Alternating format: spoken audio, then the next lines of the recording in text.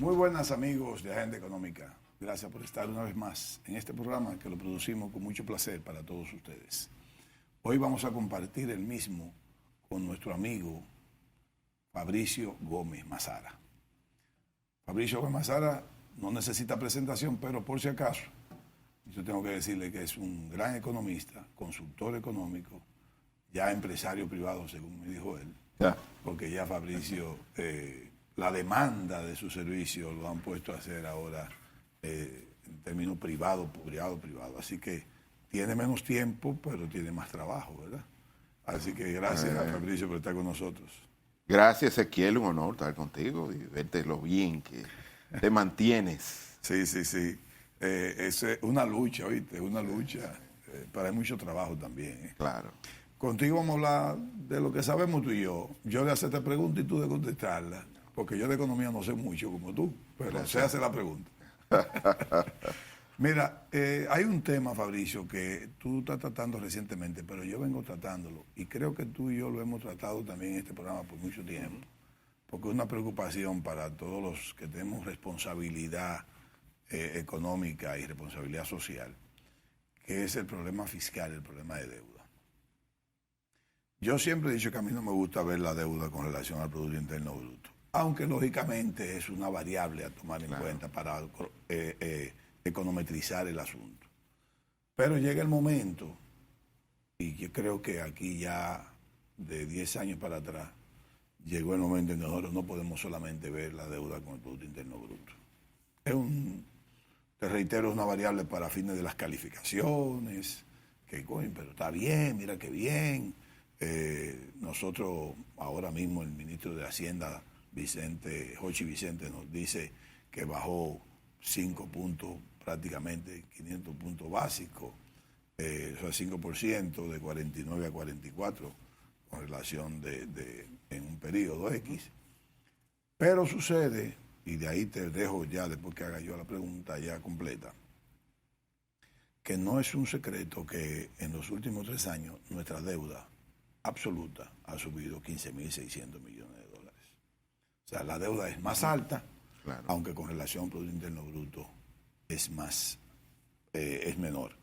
Y hay que recordar, lo voy a decir yo, que esa deuda es el 16% de las recaudaciones y el 21% del presupuesto. O contrario, el 16% del presupuesto y el 21% de las recaudaciones. Eso es mucho, porque vamos a ver un problema de incapacidad. Ahí te dejo para luego seguir ampliando contigo. Sí, históricamente, como tú muy bien señalas, el tema de la deuda se ha visto como la deuda con relación al PIB, que es como mide más la solvencia del país, porque el PIB es un producto, digamos, es una medida de la actividad económica de un país, es lo que mide. Y en el caso del pago de los intereses o del servicio de la deuda, como llamaba antes, tiene que ver con un tema más de liquidez y cómo afecta la liquidez del gobierno a través del porcentaje de los ingresos tributarios que tiene que pagar, que actualmente anda entre un 21 y un 21,5%. Desde la llegada al gobierno de la actual administración, hay que recordar que llegó en medio de una pandemia, ¿no? Y donde todo el mundo tuvo que buscar fuentes financieras externas para poder ir en auxilio de la familia, de las micro, pequeñas y medianas empresas. Recuérdate de aquel, digamos, los programas fase 1, fase 2, para ti, quédate en casa, que la actual administración tuvo que continuar y que luego tuvo que duplicar el monto de la tarjeta de transferencia condicionada, que hoy se llama Supérate. Y eso fue el primer choque, digamos, el primer shock. Después tuvimos un crecimiento extraordinario en el año 2021, pero ¿quién iba a pensar que luego en el año 2022 vendría otro choque económico luego de la invasión rusa a Ucrania? Entonces, yo creo que esta administración se ha graduado gestionando crisis. Así es. Y no ha tenido el tiempo, porque uno no elige en qué momento llega al poder ni en qué momento gobierna. Cuando lo que te toca, tiene que gestionarlo. En ese caso es importante decir que la deuda pública aumentó en términos nominales una cantidad importante. Pero hay que establecer que esa deuda, que yo sé que algunos funcionarios no hablan del tema, hay que decirle a la ciudadanía, bueno, pero que ese incremento importante del endeudamiento fue para comprar vacunas, fue para ir en auxilio de las personas y de alguna u otra manera también en el año 2022 no se puede escribir la historia de la economía dominicana, de ese crecimiento de 4.9%, sin tocar el déficit de 3.6% del PIB, porque hubo que hacer un esfuerzo extraordinario para buscar recursos vía subsidio, desde los combustibles, las materias primas vinculadas a la industria alimentaria y además el subsidio al sector eléctrico. Recuerdo esa alocución del presidente hablando del rango de 85 y 115 y que el gobierno iba a tener que subsidiar. Yo creo que eso es lo que ha mantenido hasta el momento lo que yo llamo la joya de la corona del modelo económico dominicano, que es mantener la paz social y la convivencia pacífica. En el día de ayer, la Organización de las Naciones Unidas para la Alimentación y la Agricultura, la FAO, publicó un informe diciendo, miren, República Dominicana es uno de los pocos países que ha logrado mantener y o reducir la desnutrición y la inseguridad alimentaria. Y tú dices, wow, pero eso lo ha logrado hacer a pesar de 2 choques económicos de origen externo tan fuertes que ha afectado el tema alimentario. Y un elemento esencial es que este país comparte el territorio con el país más pobre, no solo del continente, sino del hemisferio occidental.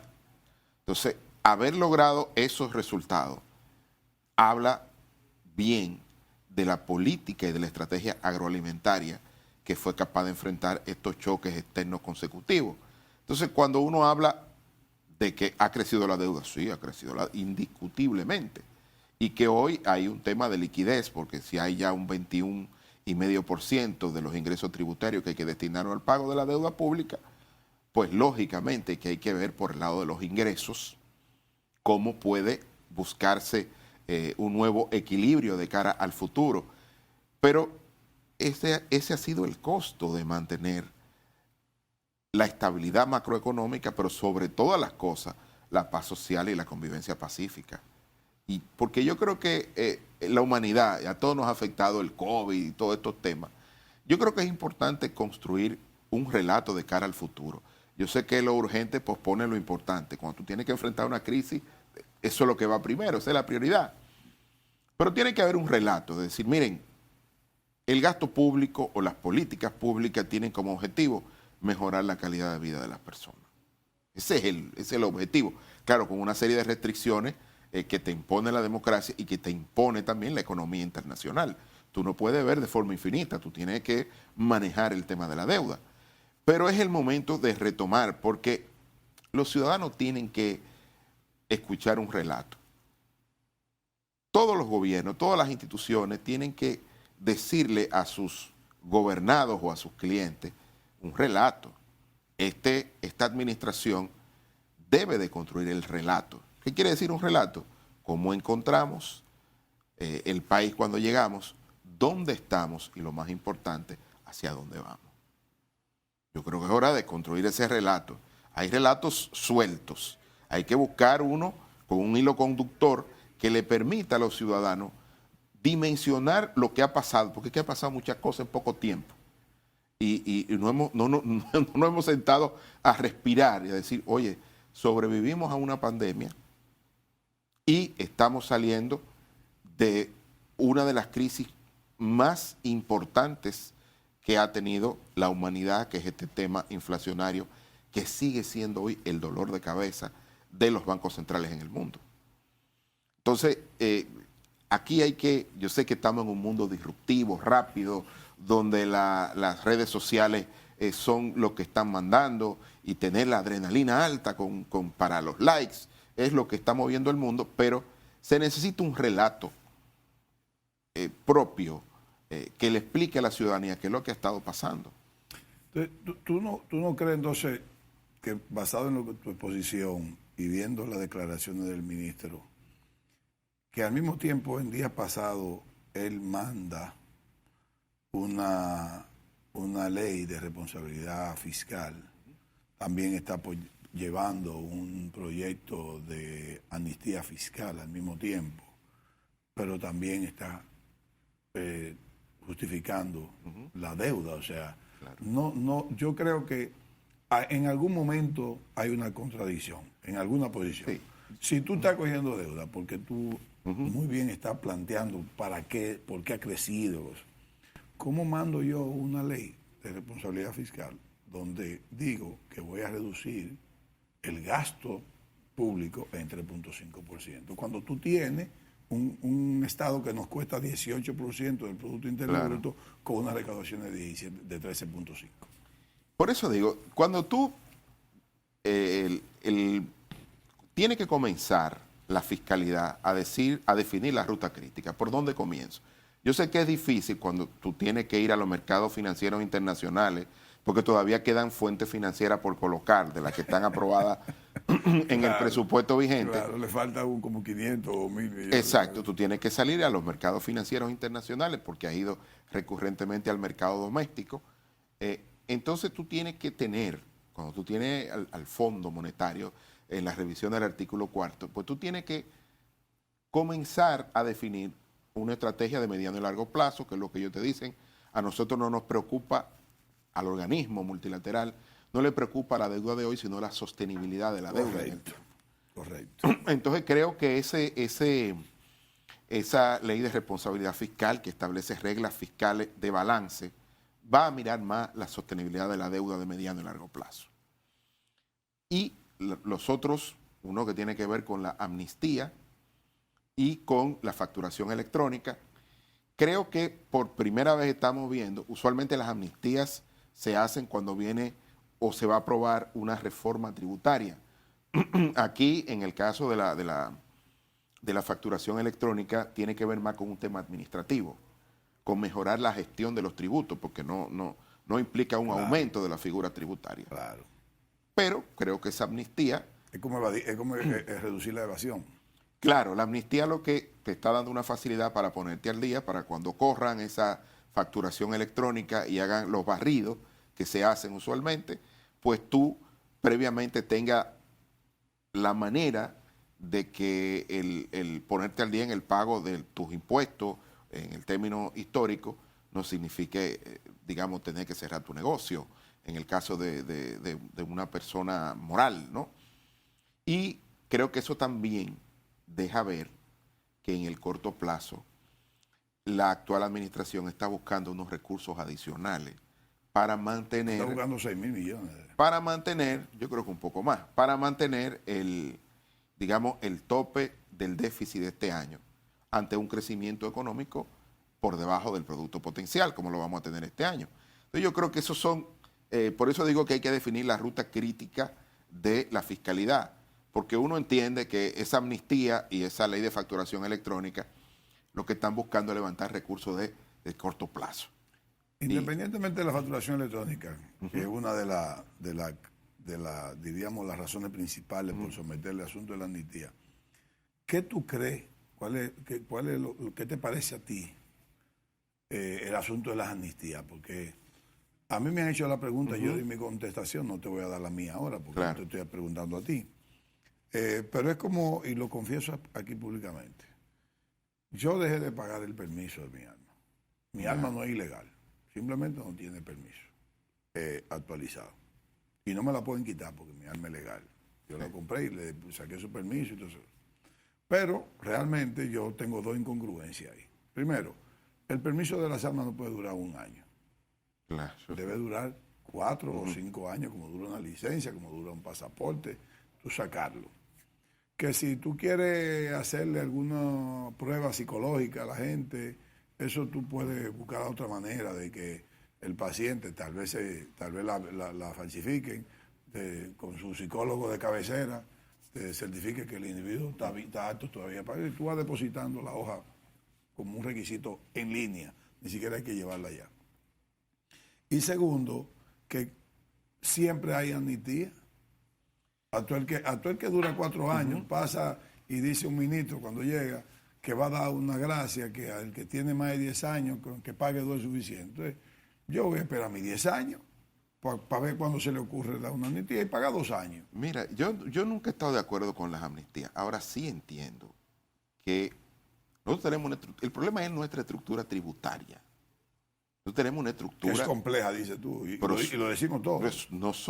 Sumamente compleja. Eso es como que tú... Compleja, tedioso, imposible, claro, cansa. Difícil, porque nuestra estructura tributaria ha tenido una competencia desleal con leyes paralelas que generan incentivos que terminan drenando la capacidad recaudatoria de esa estructura tributaria.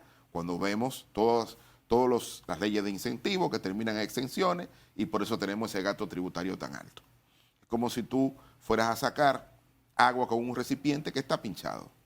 Entonces cada vez va a tener que hacer mayor esfuerzo para acumular agua porque pierdes el líquido por los hoyos que tiene el recipiente. Claro. Entonces, hoy la discusión es ver cómo hacemos, de cara al futuro, ¿no? Cómo hacemos quizá una estructura tributaria más simple, pero que no tenga tantos hoyos, ¿no? Y que pueda o que le permita a la autoridad tributaria recaudar.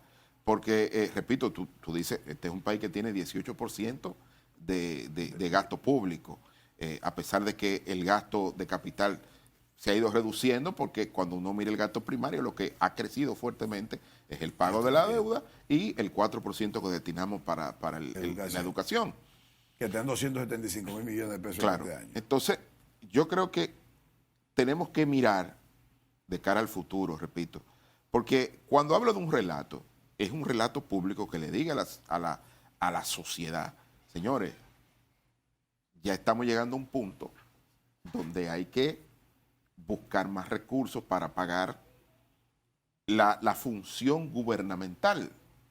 La función gubernamental que la mayoría se va en gasto corriente y eso lo explica nuestra estructura de protección social, que es amplia y que es la que permite que haya paz social y convivencia pacífica. La democracia en cualquier parte del mundo tiene un costo fiscal asociado. Y ese es el relato que tenemos que comenzar a poner sobre la mesa, que no hemos vuelto a hablar de él desde que aprobamos la Estrategia Nacional de Desarrollo. Así es, ni se ha cumplido tampoco. Ni se ha cumplido, o se ha cumplido parcialmente, sí, digamos. No se ha cumplido, porque el pacto eléctrico no ha funcionado, el pacto educativo tampoco ha funcionado y el pacto fiscal no se ha hecho. Pero creo que hay que volver, mejorar o adaptarlo a la situación actual. El tema de la discusión de por qué necesitamos un Estado versátil, no tiene que ser grande, pero sí tiene que cumplir con los compromisos que tiene, sobre todo en el ámbito social. Porque, repito, esa es la joya de la corona de este país. Si no, la inversión extranjera no llegara. Este país ha liderado durante los últimos 30 años la atracción de inversión extranjera. ¿Por qué? Porque tenemos una democracia madura, porque aquí hay estabilidad macroeconómica, paz social, y paz laboral. Correcto. Aquí los problemas laborales terminan ¿dónde? En el Comité Nacional de Salario y se buscan unos acuerdos. Otro caso aislado de mafia en esos abogaditos de pleito, que andan por ahí. Pero la mayoría... que la ley laboral a veces tiene que hay que arreglarla, por cierto, pero la mayoría termina en una mesa de negociación. Sí. Por eso llega, y repito, aquí ha habido una coordinación macroeconómica impresionante. Cuando tú miras, liderada por el Banco Central. Porque, no te me vayas al Banco Central, porque se llama política monetaria. Quiero hacerte una pregunta. Fiscal. O para que establezcamos una conversación entre política fiscal, política monetaria y crecimiento económico. Perfecto. Quédense con nosotros, amigos.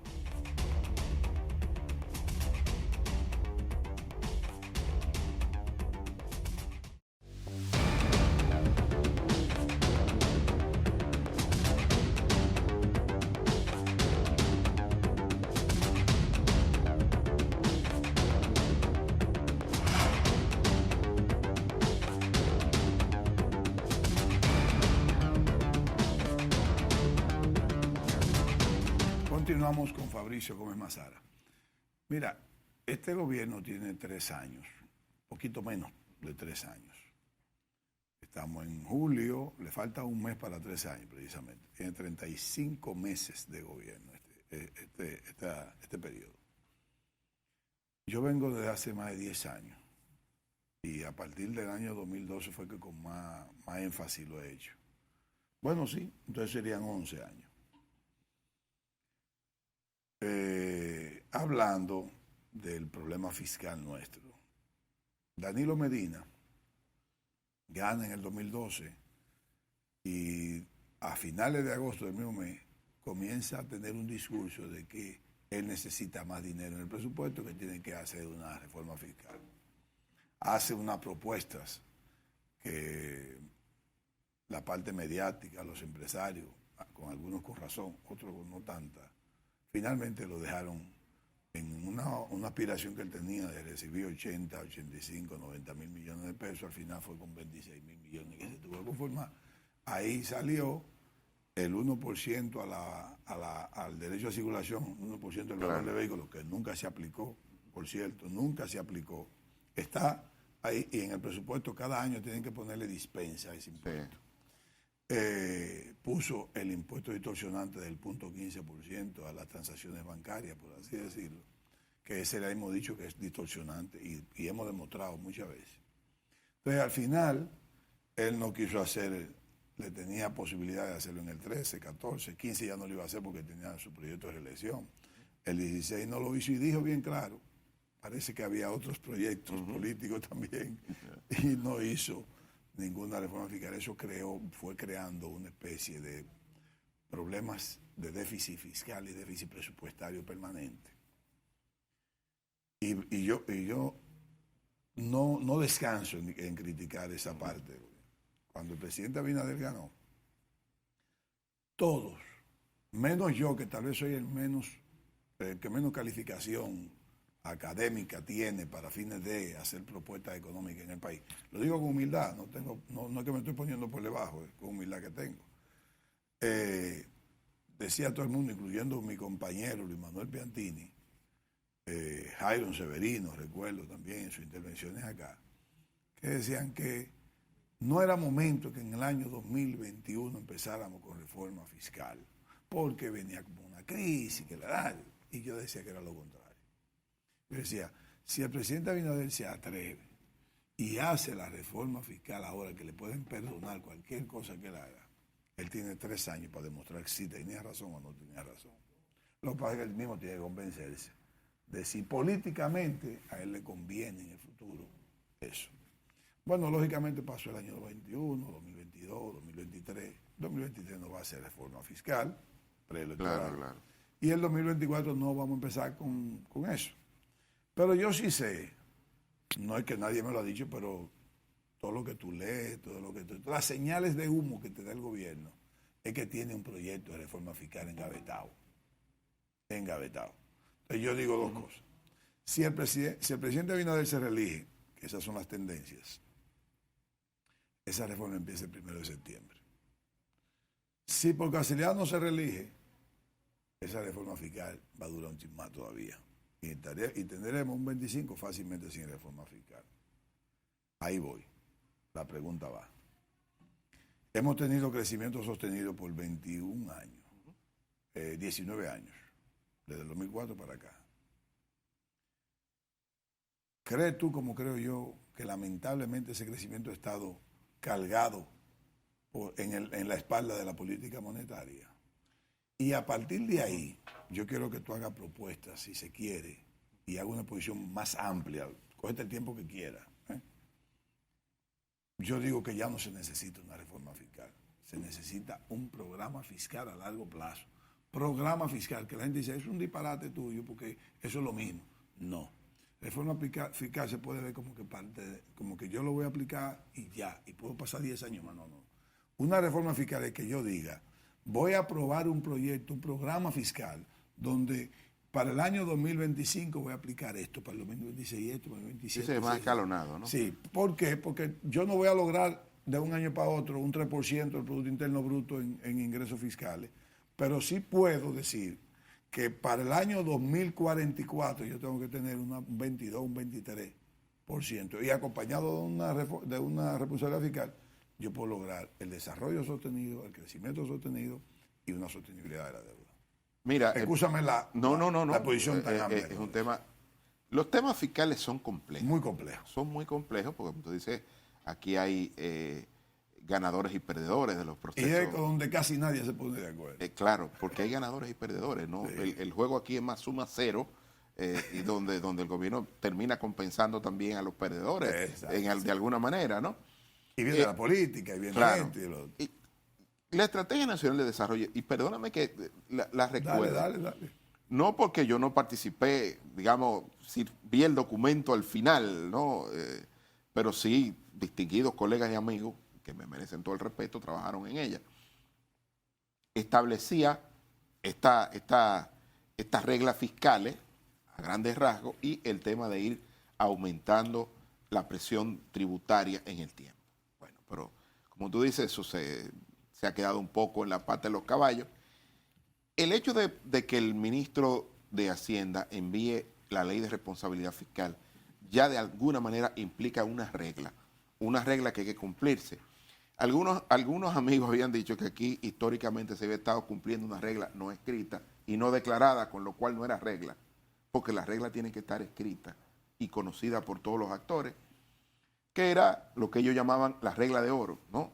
Donde decía que las recaudaciones cubrían el gasto corriente y que se endeudaba el país para cumplir con el gasto de capital que ampliaba la capacidad productiva de la economía y que de alguna manera eso garantizaba el retorno vía crecimiento económico con lo que se iba a pagar la deuda pública. Pero, repito, esa regla de oro, pónganle comillas, no estaba escrita ni estaba declarada, con lo cual el nombre de regla no le cabía, por decirlo de alguna manera, aunque se estuviera cumpliendo. Eso quiere decir, cualquier regla tiene que ser conocida por todos los actores del sistema, porque si no, no es regla, porque hay alguien lo va a manejar con discrecionalidad. El hecho de manejar estas reglas, una regla que es compleja, y lo digo que siempre es compleja, me recuerdo cuando era estudiante en Chile. En Chile había una regla fiscal que era un superávit primario de un 1% al menos, ¿no? Porque las reglas fiscales operan con superávit o con déficit, son reglas. La que acaba de enviar el Ministerio de Hacienda al Congreso es fuerte porque es sobre el gasto primario, un porcentaje del gasto primario en términos nominales, pero, y aquí quiero poner el pero, si no hay por el lado de los ingresos tributarios un elemento que garantice que eso se cumpla, la regla va a ser muy difícil de cumplir. Correcto. A eso hay que mirar la otra parte de la ecuación, porque aunque mire el balance, lógicamente asume que hay algo que va a garantizar que esa regla se cumpla, y para que esa regla se cumpla se requiere, como tú muy bien señalaste, un aumento en los ingresos tributarios, ¿no? En la presión tributaria específicamente. Entonces, ¿cómo hacerlo? Y sobre todo, digo que el ministro de Hacienda dio recientemente, estuvo creo que en la asociación, en AmCham, y habló sobre que en 10 años quería que este país fuera grado de inversión, la deuda que fuera grado de inversión, para bajar un poco la tasa que tiene que pagar por emitir deuda pública. Aquí quiero hacer un elemento para entrar con lo que tú muy bien señalas de la parte monetaria. La coordinación macroeconómica que se ha tenido en este país en los últimos años, luego de llegada la pandemia, liderada por el Banco Central, es lo que ha permitido esta estabilidad. Mientras el Banco Central iba aumentando su tasa de política monetaria para seguir el rastro de la Reserva Federal de los Estados Unidos, manteniendo el diferencial de tasa y evitando salidas abruptas de capital. Correcto. Por el lado fiscal, ¿qué estaba pasando? El gobierno estaba dando subsidio para que el efecto precio, como estábamos subsidiando, que quiere decir, en economía le llamábamos, los neoliberales le llamaban precios mentirosos, sí. y obviamente que tienes razón, porque claro, tú estás domésticamente accediendo a un precio que no tiene nada que ver con el precio internacional, claro, vía subsidio. Entonces, eso fue lo que permitió que en el momento más difícil de la crisis, en el año 2022, el año pasado, la inflación en República Dominicana no llegara a 2 dígitos. Llegó creo que a 9.3, 9.4 y de ahí comenzó a bajar. Pero quiero hacer un paréntesis. Miren, la autoridad monetaria con la cual yo he tenido diferencias y he estado de acuerdo hay que reconocerle la capacidad que ha tenido de anticipar Así es. resultados internacionales y Así locales. es. Cuando nadie hablaba de la inflación, incluso cuando la Reserva Federal decía, no se preocupen, que la inflación es un tema pasajero. Señor, el Banco Central de la República Dominicana en el último trimestre del año 2021, cuando crecimos 12.3%, comenzó a subir su tasa de política monetaria porque la inflación se le fue del rango meta. Así es. Entonces, cuando eso era impensable, la invasión rusa a Ucrania. Entonces, cuando llegó la invasión rusa a Ucrania, siguió subiendo la tasa de política monetaria, pero ya había hecho un tramo del recorrido importante y la subió hasta 8.5%. De ahí entendió que la economía estaba dando señales de que iba lento.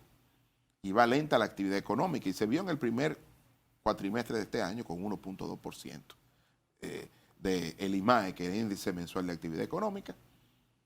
¿Y qué dijo? Miren, todos los sondeos, todos los estudios internacionales están dando que la inflación global viene para abajo, porque está cayendo el tema logístico, están cayendo los precios, fundamentalmente la energía, y lo más probable es que se siga reduciendo la inflación. Dijo, bueno, ahora me toca anticipar.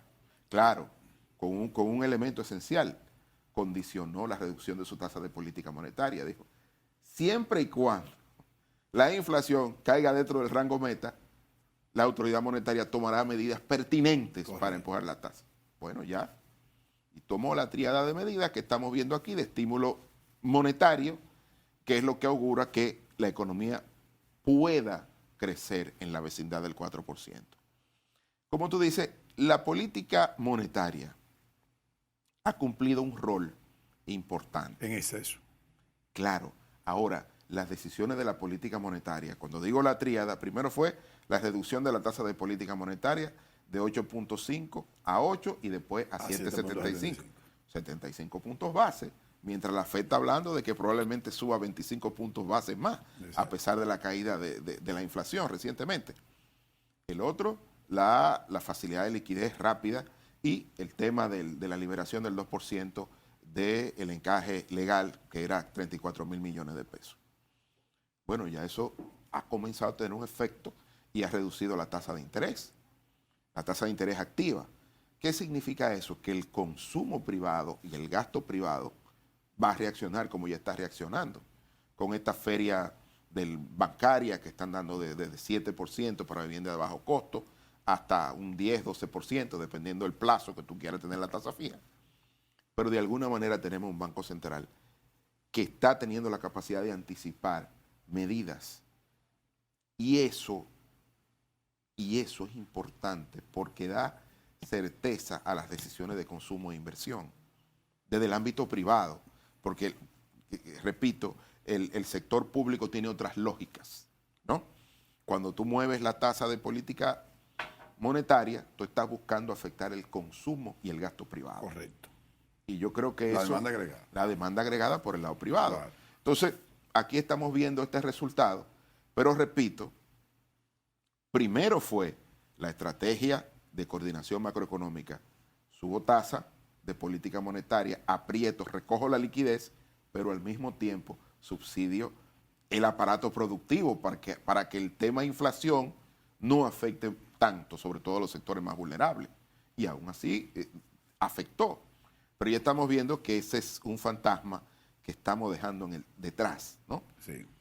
Y yo creo que uno de los aciertos de esta administración fue dejar la parte monetaria. Claro, es difícil cuando tú llegas al poder en medio de una crisis, tú no puedes mover tantas cosas. No. Y sobre todo esa tan sensible. ¿Me entiendes? Y yo creo que eso es lo que hoy le está redituando, le está dando los resultados que estamos viendo. Es correcto. Porque la autoridad monetaria está tomando decisiones arriesgadas, como la actual, o sea, y como lo hizo en el último trimestre del año 2021, que alguien podía decir, ¿y por qué tú subes la tasa en este momento cuando la economía va a todo motor recuperándose? Bueno, porque la inflación era un fenómeno monetario y había mucha liquidez y ya se le estaba yendo la inflación del rango meta y ahora está tomando estas medidas. Yo creo que hoy lo que estamos viendo es el resultado de esa buena decisión. Más allá de si tú estás de acuerdo o no estés de acuerdo, yo siempre digo que... yo estoy de acuerdo. Lo que yo estoy diciendo es que... No, cuando digo tú, digo el público ok, la persona, general. ok. Porque yo siempre he dicho, mira, Héctor Valdés Albizu es el líder del grupo de los mejores economistas que tiene este A país. la blanca. Y lo digo Sí, sin sí. temor. Y no es defendiéndolo porque no lo necesita. No. Es que su desempeño está ahí. O sea, A ver, él es el líder y como todo líder, escucha. Así es. Y, ¿qué ustedes creen? ¿Qué hacemos aquí? ¿Qué tomamos? Y obviamente una credibilidad construida sobre la base del trabajo, de tener nacional e internacional. Claro, y de tener que gestionar varias crisis. Entonces, claro. No, además de que da una confianza extrema. Y yo creo que esa ha sido hoy la diferencia. Pero tu exposición entonces me reitera que el crecimiento nuestro ha sido cargado en la espalda de la política monetaria. La política fiscal se ha relegado a ser la responsable, porque yo insisto como economista de que cualquier país debe entender que el crecimiento debe sostenerse más en política fiscal que en política monetaria, aunque lógicamente la política monetaria le da como esa base de tranquilidad a una buena política fiscal para lograr un crecimiento sostenido. Yo creo que son dos alas de una misma paloma. Es decir, el hecho de tú mantener, porque digamos de acuerdo, que el el objetivo de la política monetaria de largo plazo, mantener la estabilidad de precios. Y creo que la estabilidad de precios es lo que da confianza a las decisiones de consumo e inversión y a la atracción de inversión extranjera directa en el país.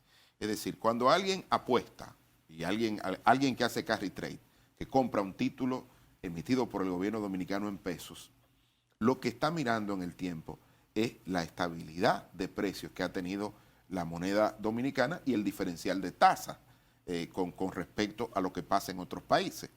Porque hoy lo hace atractivo, porque alguien diría, recientemente, el Ministerio de Hacienda colocó deuda a menos de un 10%, ¿no? Y alguien diría, pero ¿y cómo voy a tomar deuda a 10 años o a 7 años a menos de 10%? Bueno, porque la inflación ya anualizada está en 4%. Y cuando tú miras con el diferencial de tasa, sigue siendo atractivo invertir en un título dominicano denominado en pesos también. ¿Pero por qué? Porque ha habido una política monetaria que ha estado preocupada por el tema de la estabilidad de precios. En la parte fiscal, para terminar el segmento, ¿tú estás de acuerdo con que se revise el famoso 6% del gasto tributario que está entre gasto tributario, exención fiscal, a fines de que si nosotros no tuviéramos ese 6%, elimináramos eso para sumárselo a la presión fiscal, sumamos automáticamente a 19.5, ahí tendríamos, yo diría que un presupuesto con superávit primario de 3-4%. ¿Tú estarías de acuerdo con eliminarlo todo? Mire, que eso no es matemático, eso tiene mucha sensibilidad de la recaudación de esos impuestos que hoy están dentro del gasto tributario. Yo creo que yo revisaría la estructura tributaria dominicana para simplificarla y ver cómo esos agujeros si no los cierro completamente, los voy estrechando. Porque yo sé que aquí hay muchos sectores que tienen mucho poder y que va a ser difícil decirle las exenciones van a pasar de 100 a 0.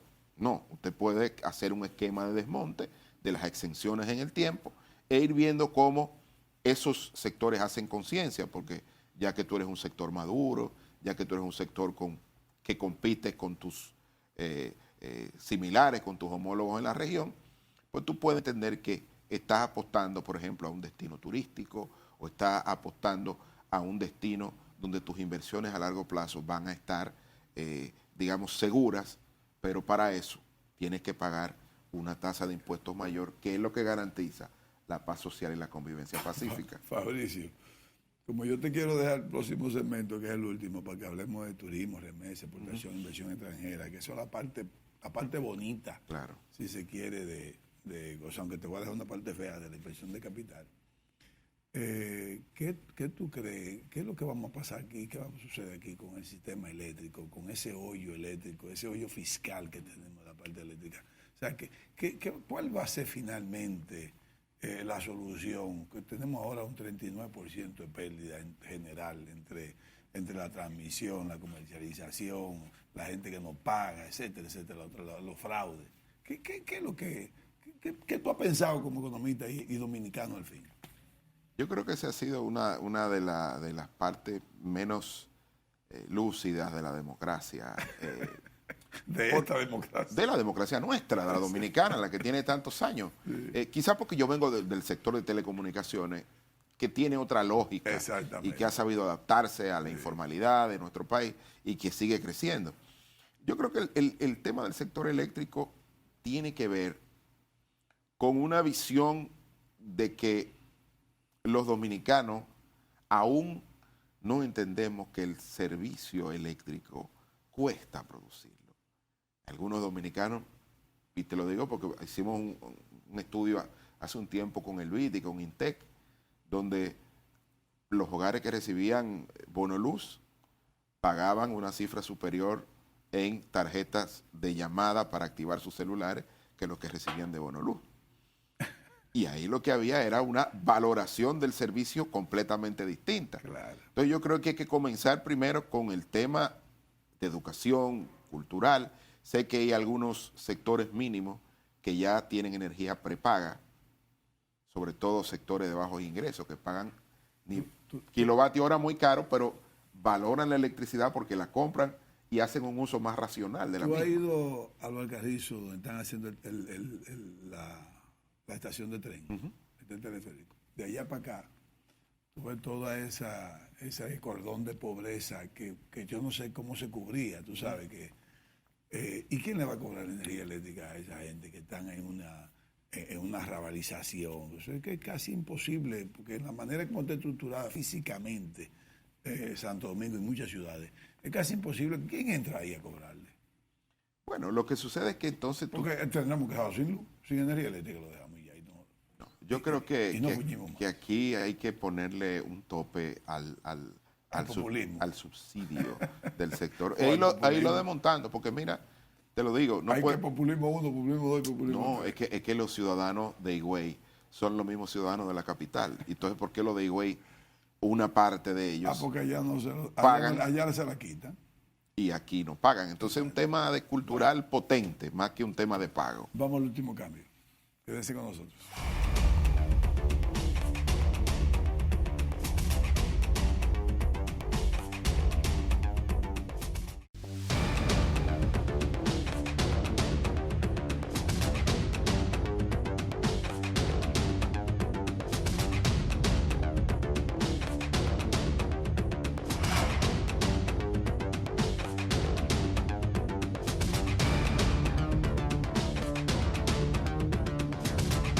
Continuamos el conversatorio con Fabricio Gómez Mazara.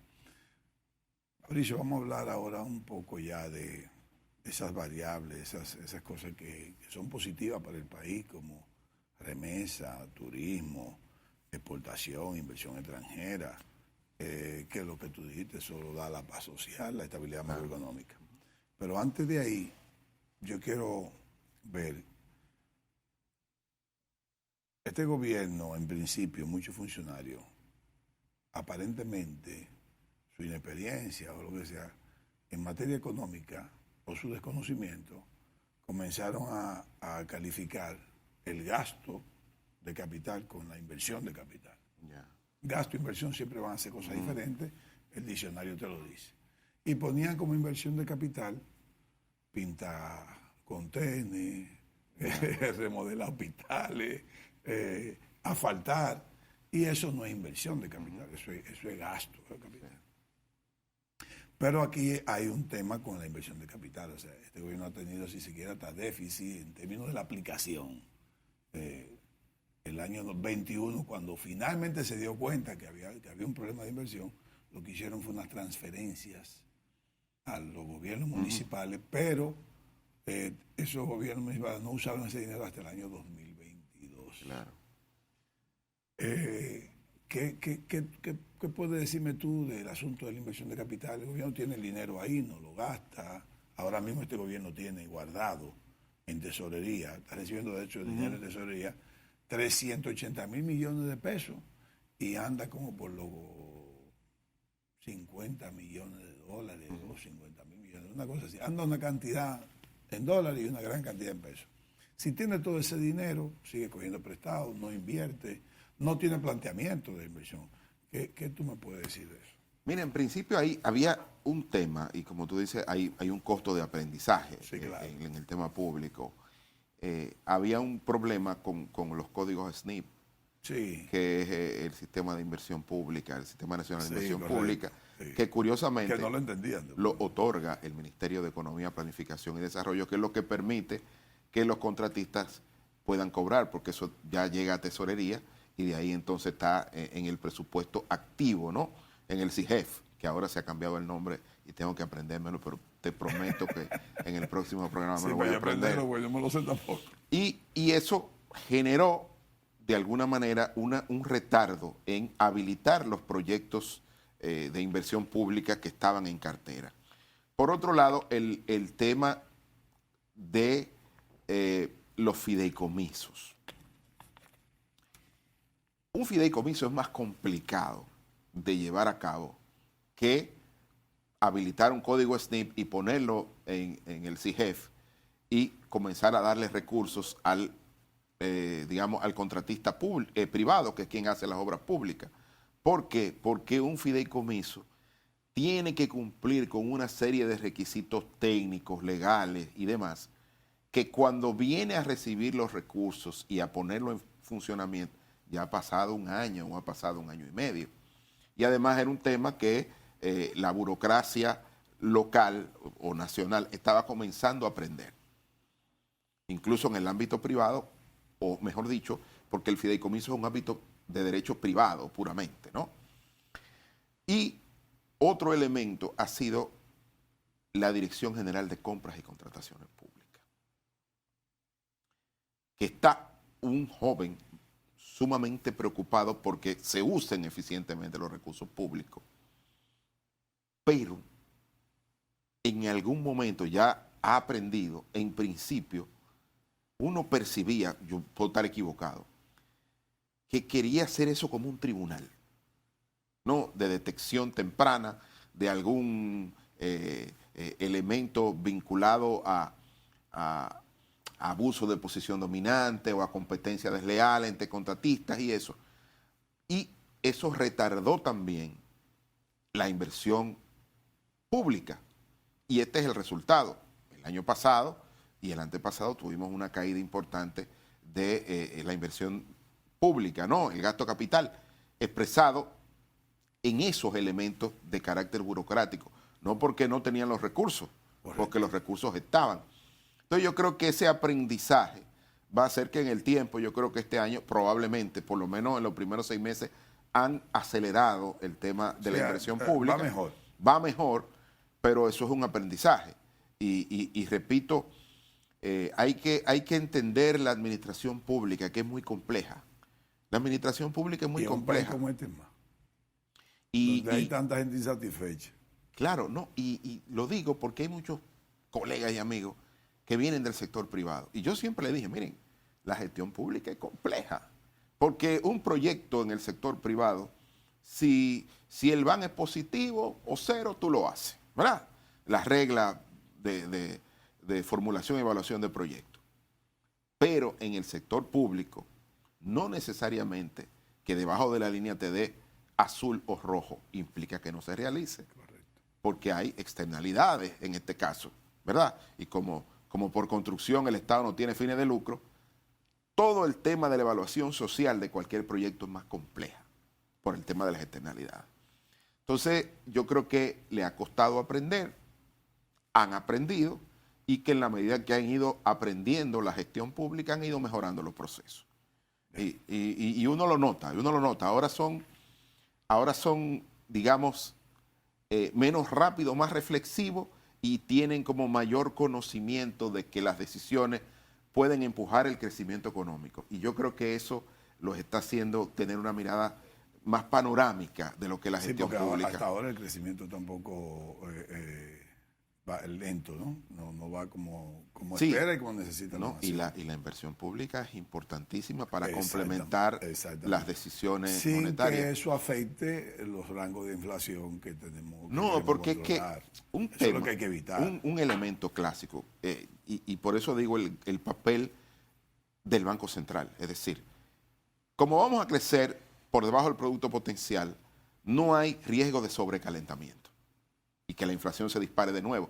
Pero además, como tú tienes en reservas internacionales netas más de 16 mil millones de dólares, que equivale a más de 6 meses de importación, Tú puedes controlar el signo monetario nacional no se va a ver afectado o no va a haber una devaluación. en la que corresponde con la tasa. Claro, claro. En la que corresponde con la demanda agregada, eso no lo puede evitar. Si, No. si la Lo que quiero decir es que tú tienes una oferta de dólares lo suficientemente amplia como para que no haya una devaluación de la moneda. o evitar la especulación que se puede dar en la demanda adicional. Exacto, porque recuérdate que eso es lo que permite cuando tú tienes reservas internacionales que equivalen a más de 6 meses de importaciones, pues tú tienes una capacidad de absorber cualquier elemento vía entrando al mercado, ¿no? Como hace el Banco Central. Y si tú tuvieras la potestad o que te tuviera en las manos tú la decisión para reactivar un poco la inversión pública y tuviera el dinero, y escúchame que la pregunta es muy sorpresiva, si no tienes una idea ahora tú dices, no sé qué, esa pregunta no te la puedo contestar.